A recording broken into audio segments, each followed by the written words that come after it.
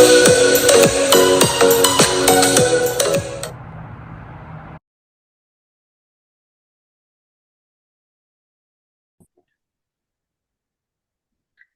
everyone, thanks for joining the Atman Show, and I have a very special guest, Subhash. So, sir, we are going to talk about a very interesting topic and Vedas and Upanishad. So, as a part of introduction, can you just let us know basic what is Vedas, what is Upanishad, and how it is connected? Okay, the word Veda means knowledge, and the Vedas are the oldest texts that we have, not only in India, but perhaps the entire world, because they have come down to us unchanged. They were remembered through a variety of mnemonic devices, so that not even a single syllable has changed. Now, why do I say that the oldest in the whole world? Well, there are some inscriptions from other civilizations which go back to, let's say, 1500 BCE, which is 3,500 years ago. But really, the Vedas are much older from their language and from astronomical considerations. Even the most conservative dating ascribes 1500 or 1800 BCE. But within the Indian tradition, maybe the date of 3000 BCE is supposed. Now, what are the Upanishads? Upanishads are small commentaries in terms of stories or narratives which go to the very heart of what the Vedas are. And the word Upanishad is actually what it really means is something like understanding. And the analysis of the word Upanishad, Up means next, Ni means near, and Shad, like sit. As you know, English, European languages, and Sanskrit are related. And Shad means to sit, which means next, near, sit, which is like understand. You know, what does understand mean? The teacher is standing and the students are standing below him, right? So here, the teacher is sitting, let's say, under the tree on a platform, and the students are sitting next to him and near, which means that this process, the students are able to learn the deepest secrets from the teacher. So the Upanishads are a summary of the essence of the Vedas in terms of simple stories so that people can understand them. So let's go on to our first slide, and the first slide are that there are four types of Vedas. So what are these like Rig Veda, Yajur Veda, Sam Veda, and Athar Veda? So can you just give a brief description on all of them? Okay, the main Veda is the Rig Veda. And Rig also means praise. It's talking about the reality, the universe. There are a total of 1,017 suktas, which are hymns in it. So it's a fairly large text, 1,017 hymns. And they are in each, there are 10 divisions. The first has 191, the second has 43, etc., etc., and the very last one is 191. Now, some of the Rig Vedic hymns are also included in Yajur Veda, Sam Veda, and Atharva Veda. So, which tells you that the Rig Veda is the mother Veda. Now, Yajur Veda has some other material also related to ritual. You know, the ritual in the Vedic times used to be the fire, the Agni ritual. So there is something about that, and there is some additional material. Samaveda is mostly from the Rig Veda, but these are the Vedic hymns which are sung in a particular style. So the Samavedic singing style uses only three notes. Uh, which are called Uddat, Anudat, and Swarit. So three notes. You know, like normally in Indian music, you have seven notes, right? Sari, Gama, Pa, Dha, Nisa. So in Samaveda, there are only three notes. So it's a very kind of a formal way of singing the hymns to create a specific mood. And Atharva Veda also has some hymns from the Rig Veda, but it has a lot of other material. And it has some very deep material also about the nature of reality, and it's also fairly large. So these are the texts, and then after the Vedas appeared a whole series of layered texts which go into the nature of the knowledge and secrets which are in the Vedas. The second layer texts are called the Brahmanas, and Brahmanas mean, the word Brahman means, doesn't mean the community of Brahmins. The word Brahman means the mystery, something which keeps on becoming more and more mysterious. It's also a word which is equivalent to consciousness, because one of the great sayings in the in one of the Upanishads says, "Aham Brahmasmi," I am Brahma. In Sanskrit, you only say Brahma. In English, you say Brahman, but it really is only Brahma. Brahma means the whole cosmos. And now, how can I, meaning how can you or I be the cosmos, right? How can you and I be Brahma? The last N is not pronounced. So, Aham Brahmasmi. So, what it really means is I am and you are, or everybody else is truly our consciousness, because our true self is our consciousness, and there's only one consciousness. That's why, and that consciousness within you, me, and everybody else is the same. So I can say Aham Brahmasmi, which means my true nature is my consciousness. That's what it really means, right? So after the Vedas come the Brahmanas, the Brahman texts. After that comes the Aranyakas. Aranyakas are books which the rishis spoke about in the forests. Aranya means the forest. After that comes the Upanishads, and then come the sutras. Sutras are more formal descriptions of various kinds of philosophy. There are different kinds of, as we know, darshanas, and then you also have the shastras, the actual sciences, right? You can various kinds of sciences, because India was not just if the Vedas are about the science of consciousness, there are also other sciences related to everything else, the outer reality, physics. Physics is a darshan called Vaisheshika, for example. And those are given in terms of sutras. And what is a sutra? Sutra is like a thread. And so a sutra is a very concise summary of a certain idea. It's like a theorem in mathematics, right? You have a theorem which describes a whole mathematical argument, right? You can, for example, say Pythagoras theorem. like the Pythagoras theorem, which was in India before, many centuries before Mr. Pythagoras discovered it or rediscovered it in Greece. And in India, it was done in the Shulba Sutras. Now, what are the Shulba Sutras?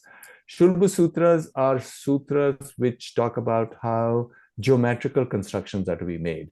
And why did you need them? Because when you did your ritual, the fire ritual, first of all, you had to make those agnis, right? And for that, you had to make, using rope, etc. You have to decide how to draw a rectangle, how to draw a triangle, how to draw a circle, etc., etc. And it's in that context that Baudhayan, who was one of those rishis, gives in his Shulba Sutra the theorem, which is now called Pythagoras theorem, but some people also call it the Baudhayan theorem. Yeah, I think we discussed about this Bodhayan in your Idea of India episode. Right. Yeah. Okay, so when you say that consciousness, everybody has the same consciousness. So can you tell me a little bit how soul and consciousness are they different or are they same? The secret of the Vedas or the secret of the Upanishads is that there is only one Atma. Atma is equal to Paramatma. Paramatma is the universal Atma. And the Atma that we have is the individual Atma. But since we experience the Atma through our mind, and our mind is all different, because your mind and my mind are different, because your memories and my memories are different, and your personality is different from my personality. So we come to think that this universe is all distinct. has infinite manifestations. But in reality, when you come to its very base, it's the same. The Atma is the same. The soul, now what is the soul? Soul is your experience of the Atma. And that experience, your experience and my experience are different because we are seeing it through the lens of the mind. In Sanskrit, you say manas, right? So through the lens, it's, if you look at a kaleidoscope, through your lens, you might see differently. Those pieces of glass, they appear differently to you, and they would appear differently to me depending upon which lens you're looking at it through, right? So the soul is a Western concept, and soul, if you want to use a Sanskrit concept, would be equivalent to Jivatma. The Atma of the Jiva is the living entity, living prani, right? Living person. So the Jivatma is experienced differently by different people because their minds are different. But the very heart of the Vedas is that there is only one Atma, Paramatma, which is Paramatma, the Param, the Supreme Atma, which is also within us, which is why you can say, Aham Brahmasmi. If your Atma was different from the universal Atma, then you would not be able to say Aham Brahmasmi, right? Yes, so, And so if Aham, every Atma is same, so this distinction, this country, this religion, I think this is all meaningless, right? all this distinction arises from your conditioned mind and the way you've been raised. And also, it also arises partly from our biological nature. Each one of us, to use a modern term, we have different genetic inheritance, right? Genes, even in the same family. It's not nothing to do with communities or races, etc. In the same family, 4 or 5 siblings would have very different personality, even though they have the same biological genetic inheritance, right? Mm-hmm. Because the genes that you inherit, based on what you do and based on the environment you are placed in and the stresses you experience, internal or outer stresses, the genes express themselves differently. And that's why you become a different individual. That's why if you do tapasya, if you do tapas, you are able to transform yourself because then your genes express themselves differently. So we all have the same potential, but because of our temperament and because of what we do in our life and with our time, we become different individuals and we see this reality as being different, each one of us. Okay, thank you, sir. So let's move on to our next. So I guess like I got this knowledge, brief knowledge from you. So this Upanishad, these three Upanishads, Isavasya, Katho, and Taittiriya. I hope I'm pronouncing it Okay, the correctly. first They are is related to Yajurveda. Isha. How it is related? So yeah. Okay, they talk about the same mystery of Atma. The real mystery in this reality is that of consciousness, which is Atma, right? Mm. Okay, you have the physical thing. The physical things all fade away, right? Everything dies, or you make a beautiful building, after some time it becomes a ruin, right? The body ages, everything changes. But there's one constant, and that is the Atma, that is consciousness. Now, these are three famous and beautiful Upanishads. The first is Ishavasya Upanishad. Isha or Ish, you can call it Ish. Ish means Ishwar or the Lord. And the Lord is the consciousness within you, the Atma within you, right? So the first is Ishavasya. Isha Vasyam idam sarvam yatkinchi jagatyam jagat.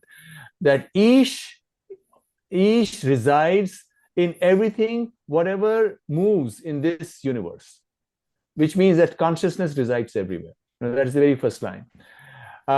Okay, the second Upanishad is Kathopanishad No, or once Kat, again, let's go back to the first one. So Ishivasa, you said whatever moves. So you think plant also everything. has consciousness? Because It has, plant has like it just changes it gives fruits, it changes its color during fall. So do you think plants have consciousness? consciousness of a more elementary nature, not Okay. with all, the plants are also able to apprehend their environment and they react to it, just as we react to it. Of course, Mm-hmm. there are certain plants which even attack insects and eat insects. Did you know that? There are some carnivore plants also. I They didn't know have, that. Yeah. yeah, there's a leaf, and the moment the insect sits on the leaf, it closes itself and then it eats the leaf. Okay. So uh, plants have consciousness, but they don't have consciousness of the same complexity. Their mind, let's say their mind, or their whole apparatus with which they relate to their environment is not as rich as what we possess. We have five senses. They don't Mm-hmm. have five senses. Mm-hmm. We have senses related to taste and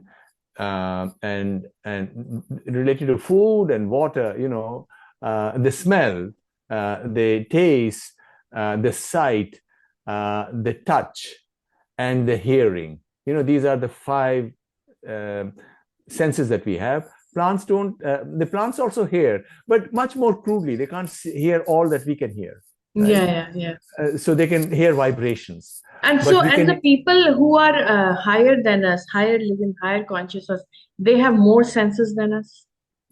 No, they have the same five senses, but their Okay. senses are sharper Okay. because it's like you can see. They also have the same sense of sight, but if you have a veil in front of your eyes, then you won't see as clearly as somebody who does not have a veil in front of their Yeah. eyes. Do you Yeah. see that? So they Mm-hmm. also have the same five senses. Mm-hmm. So everything in this universe has consciousness going through it. And how does it go through it? Because it is para, it is transcendent. It's not a product of the five Mahabhutas, the five elements. And the five elements are earth, water, fire, air, and Akash.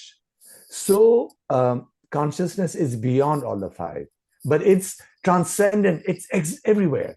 Mm-hmm. This is very subtle, very sukshma point, which Mm-hmm. it takes people takes them some time to comprehend. Mm-hmm. How can Atma be everywhere? Because Atma is not material. If it was material, it could not be everywhere. If it was material, you could keep it away, right?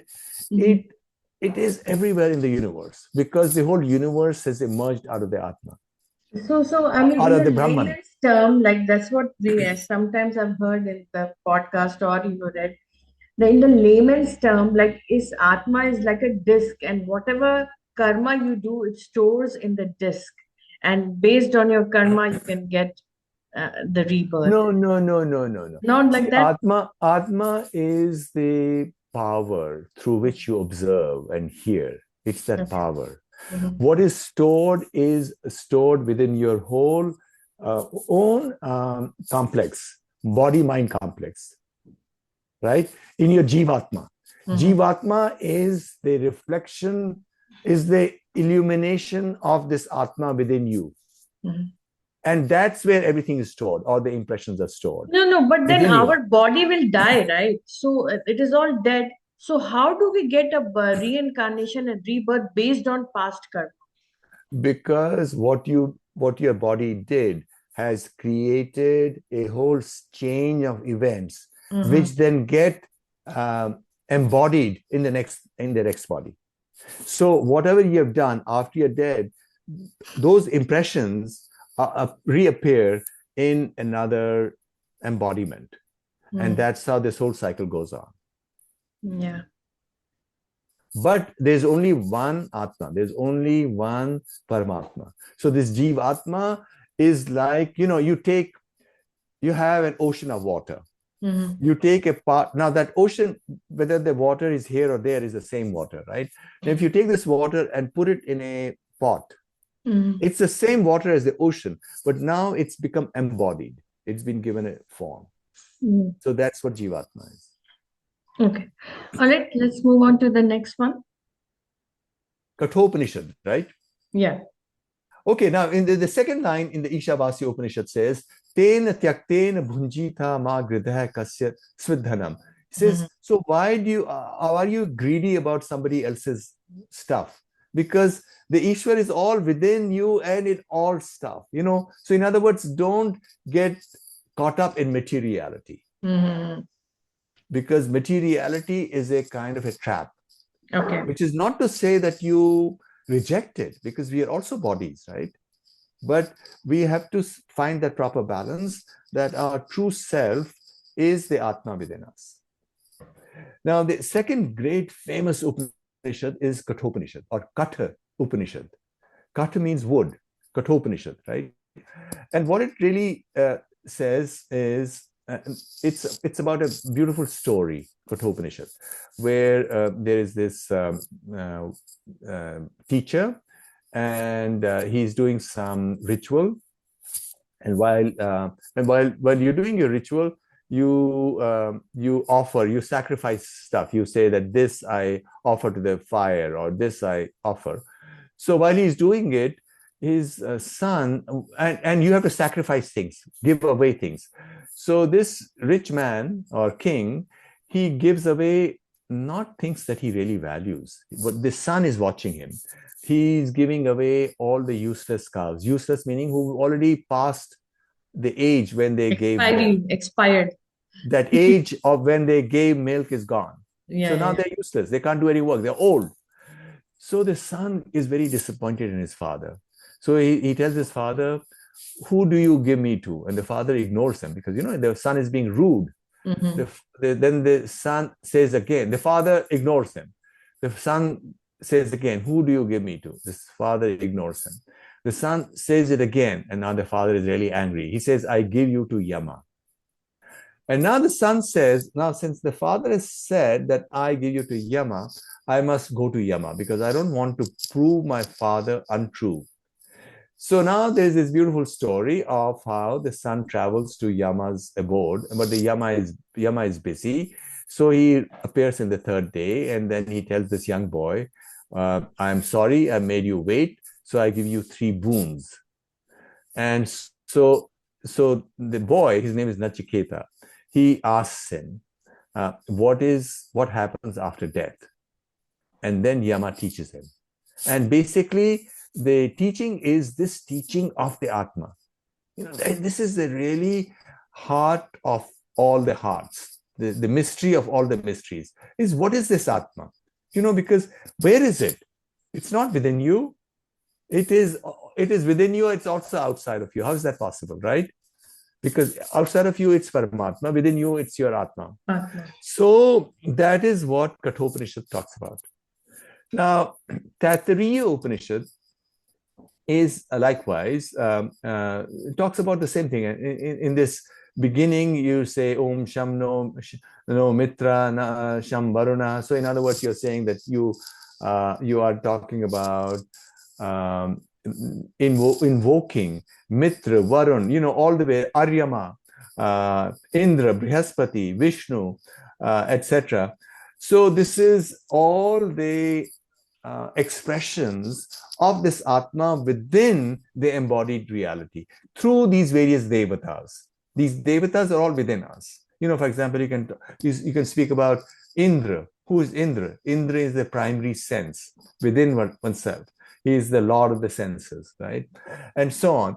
So this approaches this mystery in the Taittiriya Upanishad, approaches the mystery from a different angle, and where you have this prose, and you speak about, part of what you're trying to do in the Vedic system is, how do you approach the Atma within you, because that's the mystery. And this Atma has within it all the knowledge that there is. And that's where the rishis obtain their knowledge, because the knowledge is all within you. But how do you go there? Because you have the five senses, right? You can only use your five senses through your mind. Now, you can't smell it, right? This mystery. You can't taste it. Maybe you can taste it metaphorically. Then you can see it. How do you see it? You can see it. Now, this is in the system. You see it through images. You represent. Beauty is something abstract. but you represent beauty in the form of an image, right? The image of the goddess or the god. And you can do your sadhana in your bhakti, you can focus on the image. So that is one of your senses, right? Then above that, you touch, sparsh, that's vayu. So you can also, in your sadhana, you're under a tree and you're feeling cold, it's dawn. So all your senses are engaged. And when you're doing the ritual, you might also taste whatever has been prepared, in the ritual. So there is a sense of taste. So all your senses are engaged. And then finally, the deepest is meaning. Where do you get meaning? Meaning is through Akash. These are the 5 elements: earth, water, fire, air, and Akash. So all the meaning comes through Akash. And that meaning is heard by you in the mantra or in whatever bhajan or whatever else you're doing, right? And then that bhajan or that mantra is only sound. You can also ask yourself, this is only vibration. How do I get very subtle meaning through vibration? You see that? That is the Akash. Akash is the interface between consciousness, because your mind, the meaning that your mind obtains through consciousness is via Akash. So all of this in Yajurveda or the other Vedas, through your sadhana or through chanting or through singing or through focus on a yantra, is to break that barrier, so to speak, between the lower senses and the Akash, through which consciousness mediates through you. So Yeah. that's what. So you have lower things like anger, hatred, and then higher is your enlightenment and all. So you can travel from lower to higher through mantras, chanting mantras. Right. Your lower experience is related to possession. Why do you get angry? Because you want to possess something, or you possessed something and somebody took it away. Then you got angry, right? Yeah. So it's about things. It's about embodiments. Yeah. Right? Either you own them or you don't own them, or you love somebody and that person doesn't love you, so you are dejected, right? Yeah. So that is lower. Higher is where you, through the lens of the Atma, there is no distinction between you and me or anybody else. And therefore, you are able to empathize with others. Yeah. Then the problem of possession and anger goes away, because you realize you're all one. Yeah. Right? Yeah. That is the deeper experience. That is the higher consciousness. This one thing is okay. Like, you can empathize and you can be giving and everything. But what happens is people start to, then not respect your boundaries. They just tramp over you. Oh, absolutely. So you have to fight back, because Yeah. you're also body. See, you have to establish that Lakshman Rekha around yourself. Yeah. And people have to know what your boundaries are. And it's only through mutual respect. The moment somebody tramples upon your space, that means that they have no sense of the deeper experience. Then you have to push back. Yeah. Okay, let's move on to our next slide. Yeah. There's one, a Yajurveda, and then we have Rigveda. Yeah. Now, this is, of course, that famous mantra, which is repeated so often. Om Purnamadaha Purnamidam Purnat Purnam Udachyate Purnasya Purnama Adaya Purnamevava Vishishyate. So what does it mean? Purnam Adaha. This is Purna. This is complete. And why is it complete? Because consciousness is full, whether it's here or there. Purnam Adaha, Purnam Idam. This and that. Purnat Purnam Udachyate. From Purnam, Purna arises. Udachyate means arises. Purnasya, from Purna, Purnam adaya. If you subtract Purna from Purna, Purnam iva avashishyate. Only Purnam remains. Do you see that? Which is counterintuitive. If you are taking Purnam from Purnam, how does Purna stay? It's like infinity. If you Infinity, take yeah. infinity from infinity, infinity will stay. Yes. So Atma is like infinity. So this is this very famous mantra which is chanted all the time. In every temple or after every puja, people do chant this, and the meaning is as I explained. Right now, the Rig Veda is Aitreya Upanishad. Now, and here it's a Vang me manasi pratishtata. Establish speech in your mind. And Mano me vachi pratishtatam. And likewise, establish the mind in your speech and speech in your mind. Both. So in other words, focus. And when you focus it, that's when you get connected through the Akash to the Atma within you. So it just says repeats this whole thing that do this and listen to this, etc., etc. Okay. So, what is the last Upanishad? Atriya Upanishad, right? Atharva. Oh. Oh, the last. No, there are lots of Upanishads. There are 108 Upanishads. They've been written at different times, but the main Upanishads are 10. Mm-hmm. There are 10 main Upanishads. There are also 18 Upanishads. So these are some of the main Upanishads that you spoke about. I think you had a list somewhere. Yeah. There are, for example, Ishavasya Upanishad, Kathopanishad, Aitareya Upanishad from the Rig Veda, Rig Veda, yeah. Chandogya Upanishad Yeah, from, yeah, yeah. I have that. I have yeah, that. and then So, Brihad Aranyak Upanishad from, etc., etc. so now let's go to Samved. You Right. have Keno and Chandogya. Kena Ken. Upanishad. Okay. Kena Upanishad is asking questions. What is this? Mm. Um, so Kane is the syllable K represents questioning. Uh, so it asks various questions about who am I, Mm. and then ultimately, it comes to something very beautiful. It says, if you think you know, then you don't know. And if you think you can't know it, that's when you know it. And what does it really mean? This is a very hard.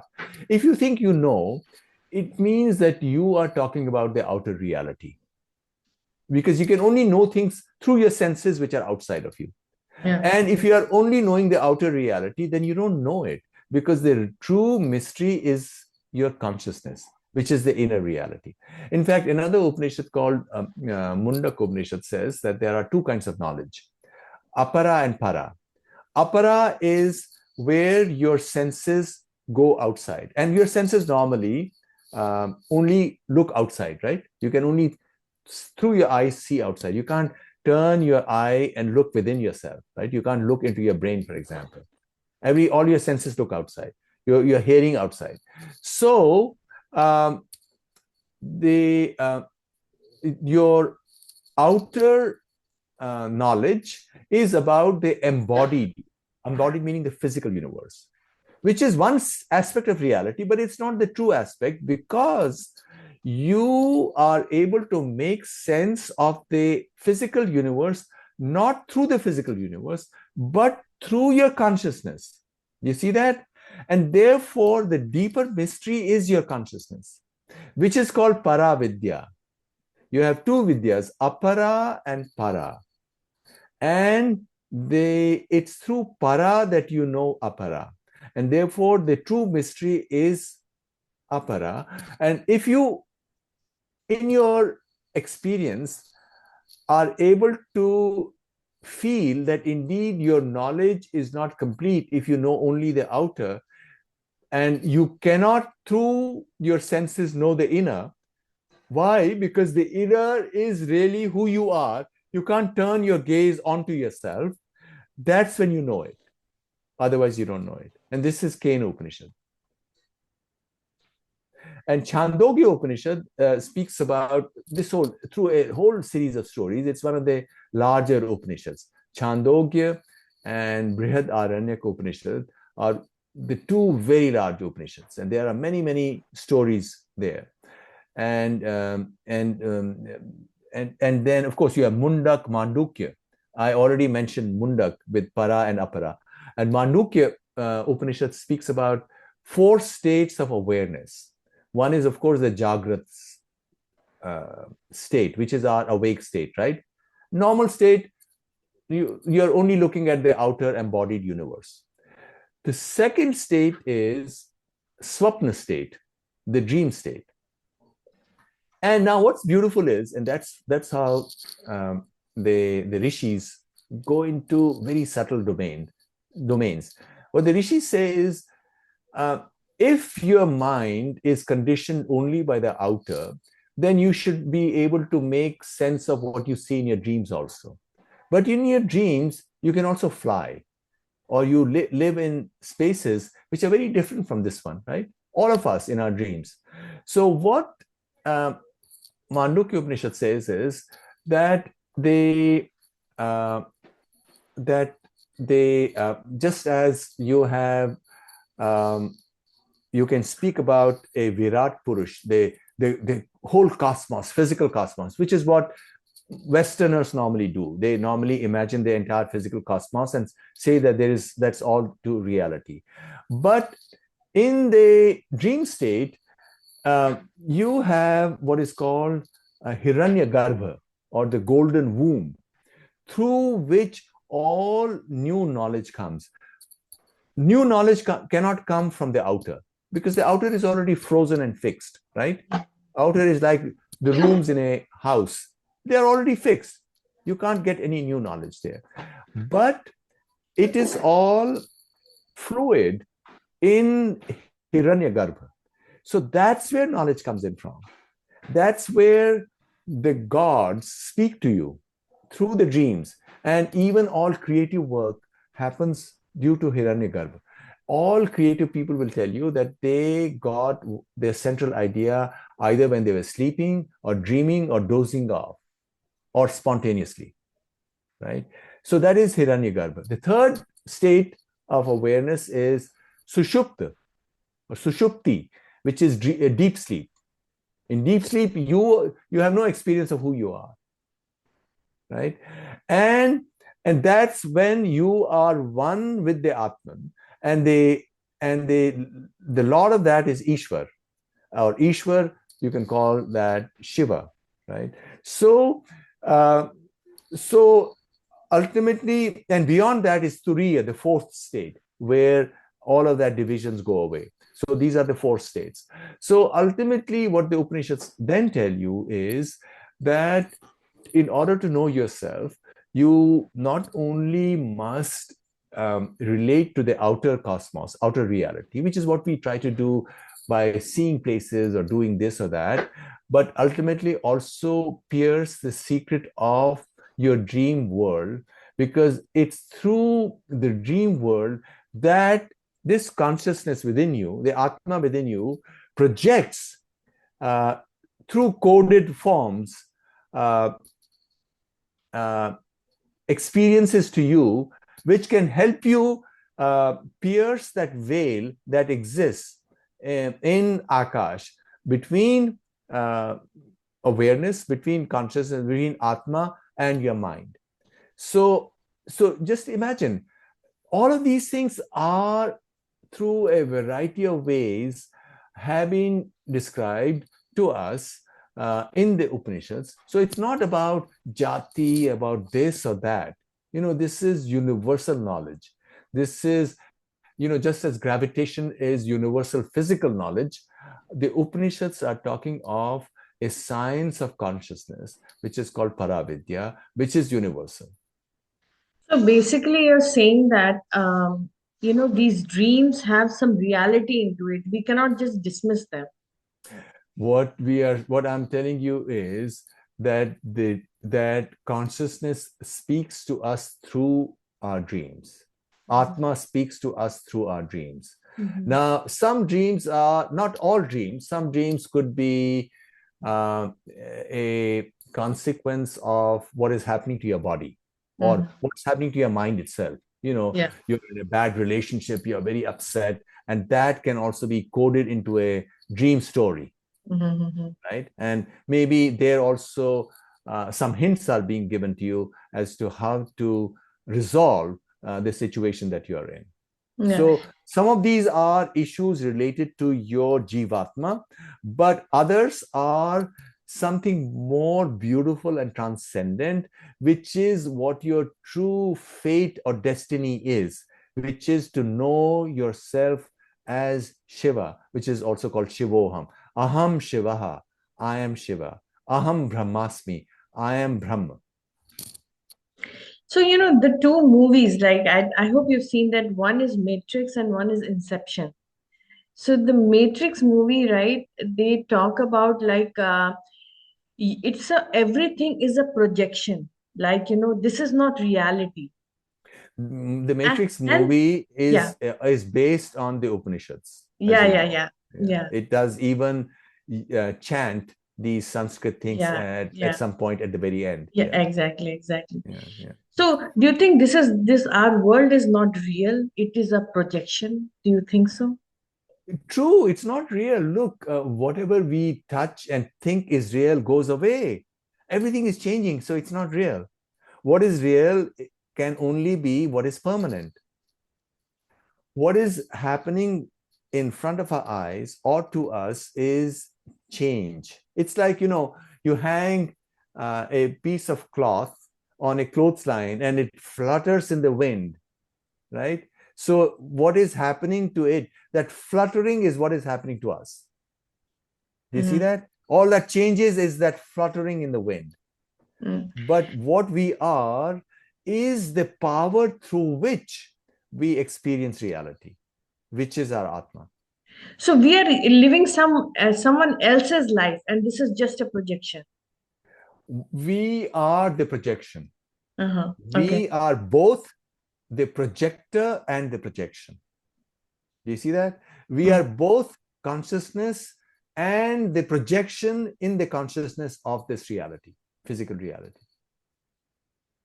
And also, how true is that in Inception, they talk about like you can go inside dreams and steal ideas. And people go in dreams, you can go inside people's mind and steal ideas. Or, what is stored. Some people don't want to tell, but in dreams, you can take it away. You think you feel it's just a movie, or you think it's a reality? Well, everything is contained in Atma. Mm-hmm. So if you are, by purifying yourself and your senses and getting rid of your ahankar, because ahankar is a veil, is a veiling. Once you do that, then the dreams you see are pure, are closer to reality. That's when the Hiranyagarbha, the womb of the golden womb within you, offers you gifts. That's when you get knowledge. You see Mm-hmm. that? So you have to purify your senses. Yeah. And then you reach the potential within you.